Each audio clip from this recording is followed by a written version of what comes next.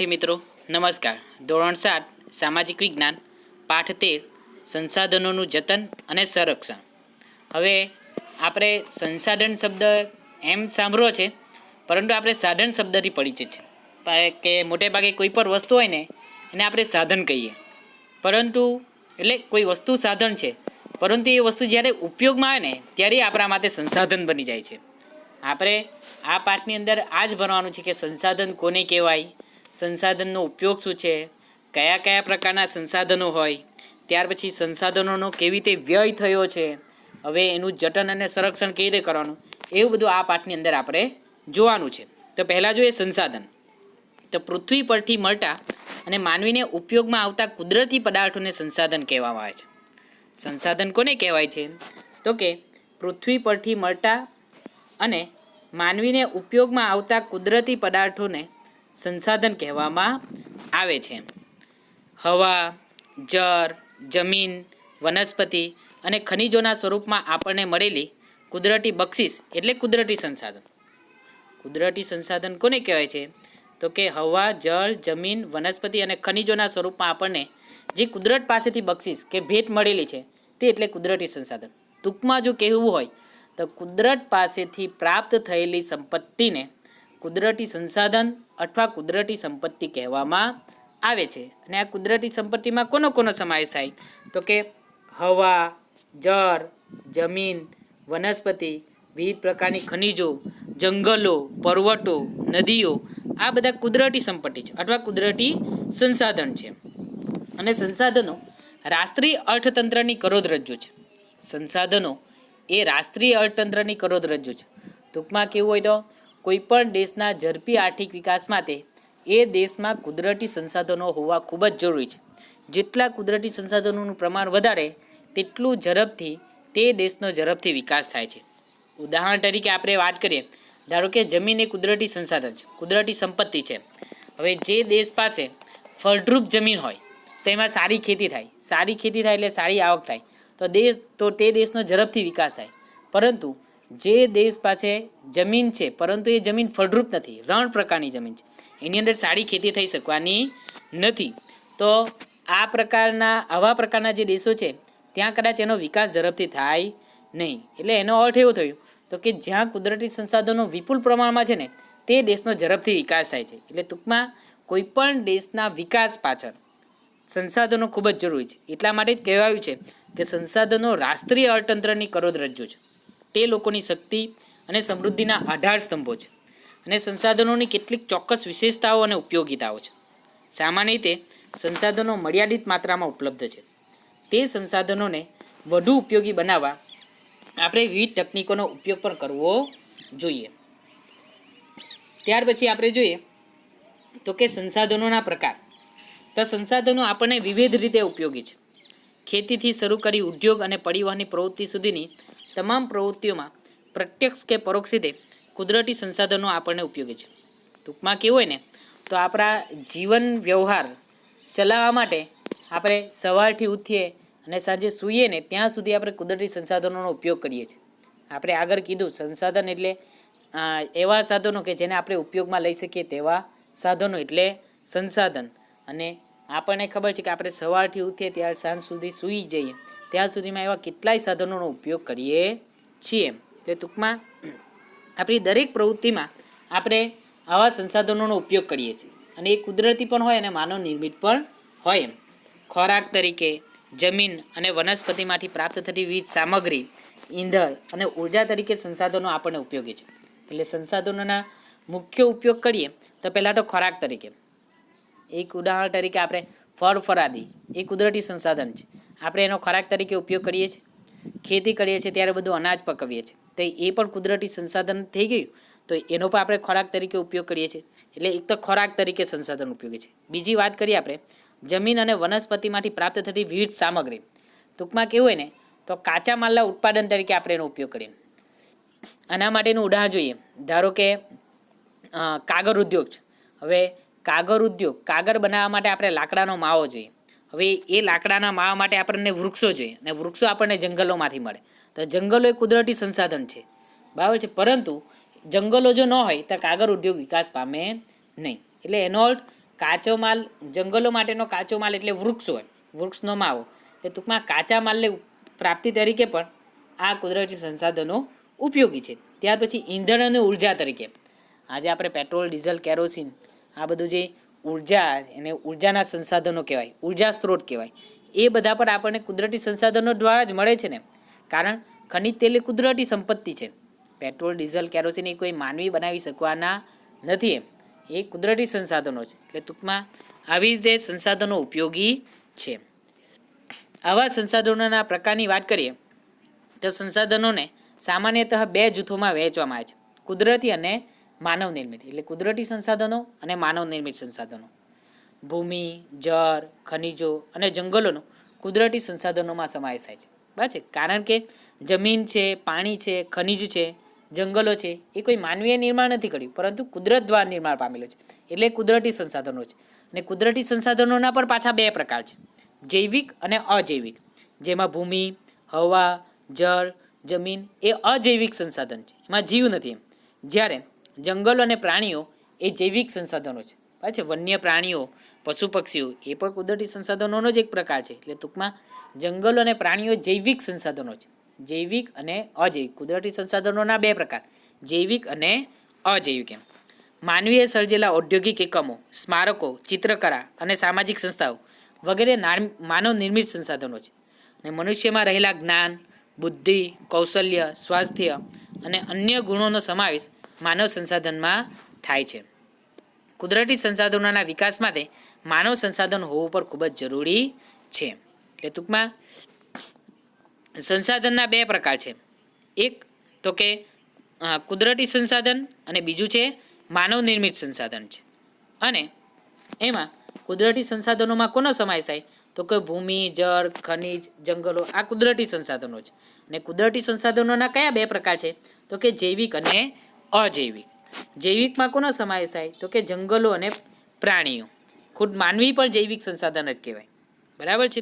ત્યાર પછી માનવ નિર્મિત સંસાધનો કયા કયા તો કે ઔદ્યોગિક એકમો, સ્મારકો, ચિત્રકલા, સામાજિક સંસ્થાઓ.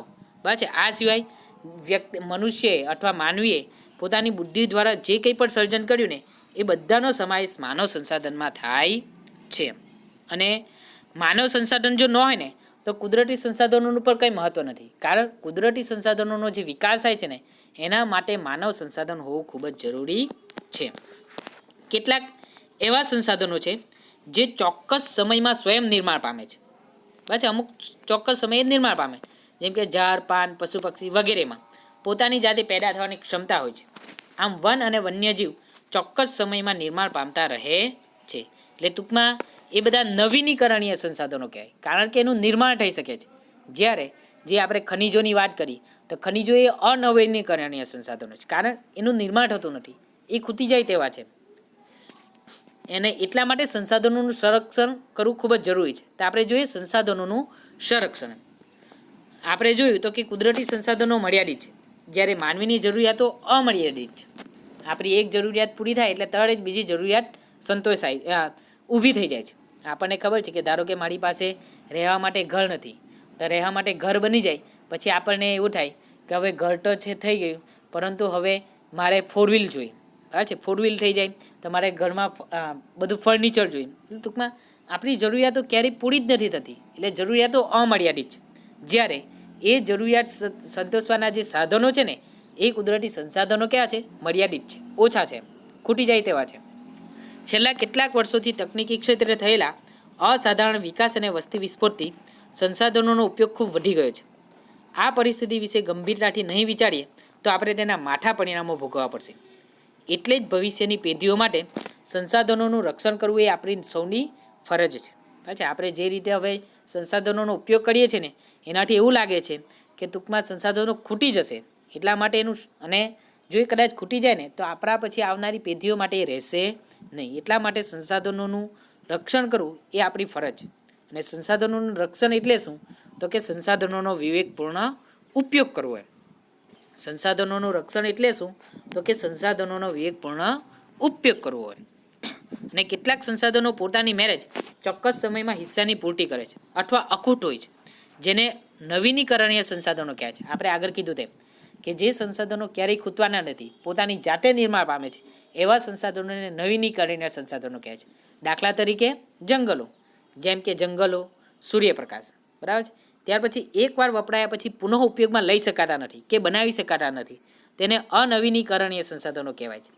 જેને જે ખૂટી જાય તેવા સંસાધનો કહેવાય, જેમ કે પેટ્રોલિયમ, ખનિજ કોલસો, કુદરતી વાયુ. એમ એટલે ટૂંકમાં સંસાધનોમાં પણ કેવા સંસાધનો, તો એક તો નવીનીકરણીય સંસાધનો અને બીજા અનવીનીકરણીય સંસાધનો. જે ખૂટી જાય તેવા છે તે અનવીનીકરણીય સંસાધનો, અને જે ક્યારેય ખૂટવાના નથી તે એટલે નવીનીકરણીય સંસાધનો.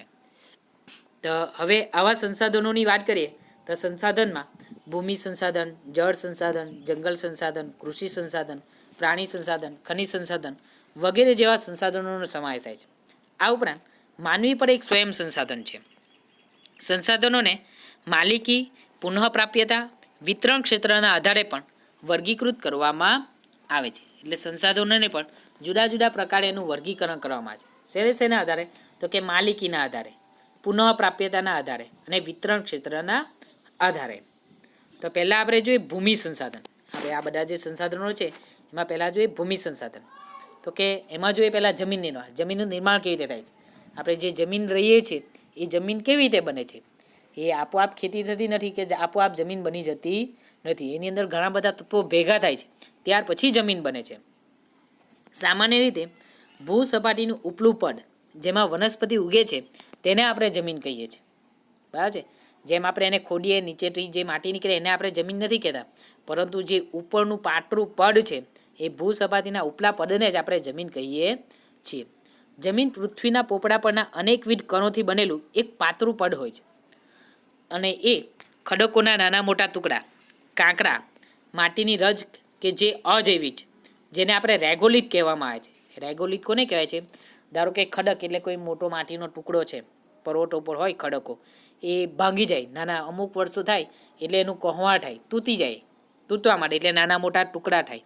કાંકરા, માટીની રજ કે આવા જે બધા જે ખનિજ દ્રવ્યો પણ એને કહેવાય, જેને અજૈવિક પદાર્થો છે, એ બધાને રેગોલિત કહેવામાં આવે છે. અને એની અંદર જૈવિક દ્રવ્યો, હવા અને પાણી ભરે ત્યારે જમીન બને છે. જમીન કેવી રીતે બને છે? તો કે ખનિજ દ્રવ્યો એટલે કે રેગોલિત. અને રેગોલિતમાં કોનો સમાવેશ થાય છે? ખડકોના નાના મોટા ટુકડા, કાંકરા, માટીના રજ, આવા બધા જે પદાર્થો છે એ રેગોલિત કહેવાય છે. અને એ રેગોલિતમાં જૈવિક દ્રવ્યો એટલે કે એની અંદર વૃક્ષો, વનસ્પતિઓના સડી ગયેલા અવશેષો, જે પ્રાણીઓ મળી જાય છે તો એના અવશેષો. ત્યાર પછી બીજી વાત કરીએ તો પશુ પક્ષીઓના ચરક પણ આવી જાય, છાણ એવું પણ આવી જાય. આ બધા જૈવિક દ્રવ્યો કહેવાય. અને એ જૈવિક દ્રવ્યો આ ઉપરાંત હવા અને પાણી આ બધું ભળી જાય, મિક્સ થઈ જાય. રેગોલિત, જૈવિક દ્રવ્યો, હવા, પાણી અને એવું બધું ભળી જાય ત્યારે એ જમીન બને છે. અને ખેતીના સંદર્ભમાં કોઈપણ દેશનો આર્થિક વિકાસ તે દેશની જમીનની ગુણવત્તા અને પ્રકાર પર આધાર રાખે છે. એટલે જે તે દેશની જમીન સારી તો તે દેશનો આર્થિક વિકાસ પર ખૂબ જ ઝડપથી થાય છે. તો આવા જમીનના પ્રકારની વાત કરીએ તો ભારતીય કૃષિ સંશોધન પરિષદ ICAR દ્વારા ભારતની જમીનને કુલ 8 પ્રકારમાં વહેંચવામાં આવી છે. એક, કાપની જમીન, રાટી અથવા લાલ જમીન, કાળી જમીન, લેટેરાઇટ જમીન, રણ પ્રકારની જમીન, પર્વતીય જમીન, જંગલ પ્રકારની જમીન અને દલદલ પ્રકારની જમીન. આપણે આપણા ભારત દેશની વાત કરીએ તો ભારત દેશના જુદા જુદા વિસ્તારોમાં જુદા જુદા પ્રકારની જમીન જોવા મળે છે. એમ આપણે કાપની જમીનની વાત કરીએ તો મોટે ભાગે જ્યાં નદી કિનારો હોય ત્યાં નદી કિનારા પાસે કાપની જમીન હોય છે. પાછા એના પર પ્રકાર આવે છે, ખડર, બાંગર, એવી રીતે ઘણી બધી જમીનો છે.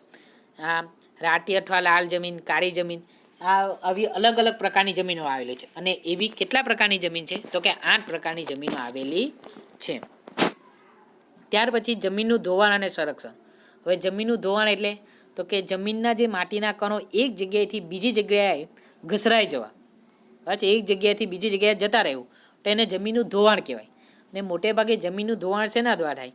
તો કે પાણી વહેતું હોય તેના દ્વારા. કારણ કે આપણને ખબર છે કે પાણી વહેતું હોય તો એ પાણી એની સાથે સાથે ઘણી બધી માટી પણ સાથે લઈ આવે છે, એટલે એ રીતે પણ જમીનનું ધોવાણ થાય. અને બીજું હવા દ્વારા.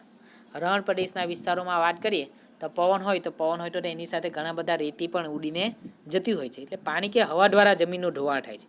અને જમીનના ઉપલા કણોનું ઝડપથી કુદરતી બળો દ્વારા અન્યત્ર સ્થળાંતર થઈ જવું તેને જમીનનું ધોવાણ કહેવાય છે. આપણે આગળ કહ્યું તેમ જ જમીનના કણોનું એક જગ્યાએથી બીજી જગ્યાએ જવું એ જ વસ્તુ છે અહીંયા કે જમીનના ઉપલા કણોનું ઝડપથી કુદરતી બળો દ્વારા અન્યત્ર સ્થળાંતર થઈ જવું તેને જમીનનું ધોવાણ કહે છે. આવું થવાથી જમીન ખેતીની ઉપજમાં ઘટાડો થાય છે. એટલા માટે જમીનના ધોવાણને અટકાવવું જોઈએ, કારણ જમીન તેની ફળદ્રુપતા ગુમાવી બેસે છે. શેના દ્વારા? તો કે જમીનના ધોવાણ દ્વારા. તો આવું જમીન ધોવાણ અટકાવવાના ઉપાયો કયા? તો પડતર જમીનમાં વૃક્ષોનું વાવેતર કરવું જોઈએ. જો વૃક્ષો ના વાવીએ ને તો જમીનનું ધોવાણ થતું નથી.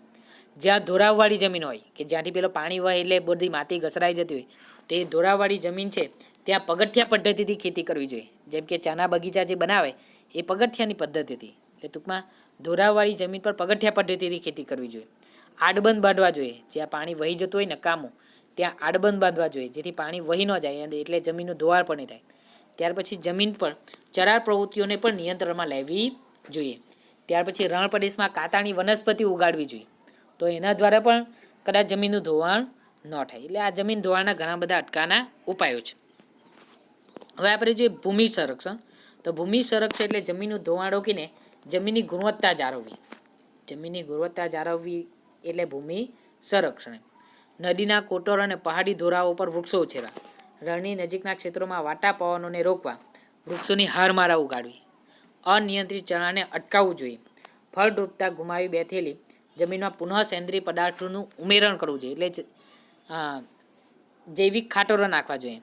આમાં સૌએ સાથે મળી સહિયારા પ્રયાસો કરવા જોઈએ, તો આપણે ભૂમિ સંરક્ષણને અટકાવી શકીએ, એટલે ભૂમિ સંરક્ષણ કરી શકીએ, જમીનનું ધોવાણ થતું અટકાવી શકીએ.